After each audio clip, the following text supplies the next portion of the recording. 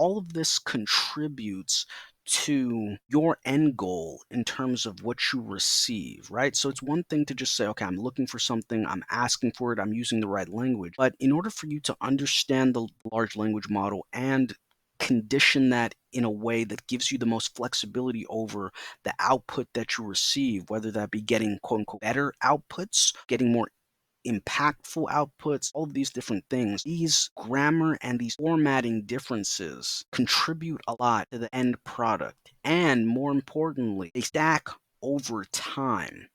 So something from early game can show up in mid game and end game that it wouldn't otherwise show up in a static model where okay, I'm starting a new chat window. And none of that context is included. So what do we, okay, well, right? So again, this example, provide an outline, and then we did colon, right? So that's interesting, right?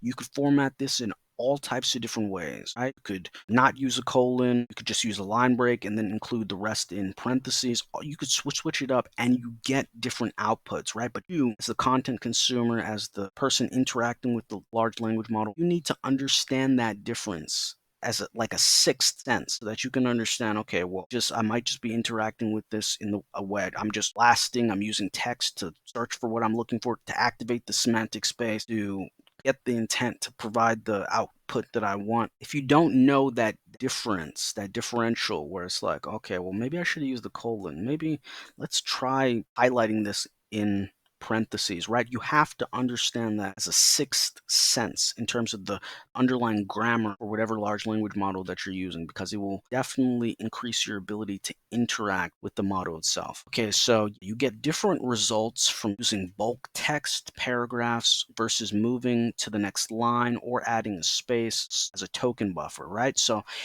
I guess in this context, I'm referring to spaces and enters and line breaks as token buffers, right? Because I don't actually know if a space is actually a computable token versus like when they say, okay, take time to think. Like if you actually just input a whole bunch of M dashes in between a subject and a predicate, and then you said, okay, well, those as like filler text, right? Maybe a backslash, maybe a plus, maybe a equals, like different symbols within the keyboard where it's like, okay, it means nothing, but maybe it's acting as a token buffer so that it's giving the large language model more time to process the synthetic space as opposed to, okay, I'm just asking a question, okay, token buffer, token buffer, token buffer. Maybe that token buffer provides it more space to quote unquote think or to quote unquote process other heuristics that may contribute to a better output. So again, you have to explore that for yourself to get a sense of that as you want to try that out.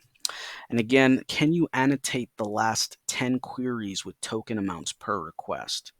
Highly crucial, solid square.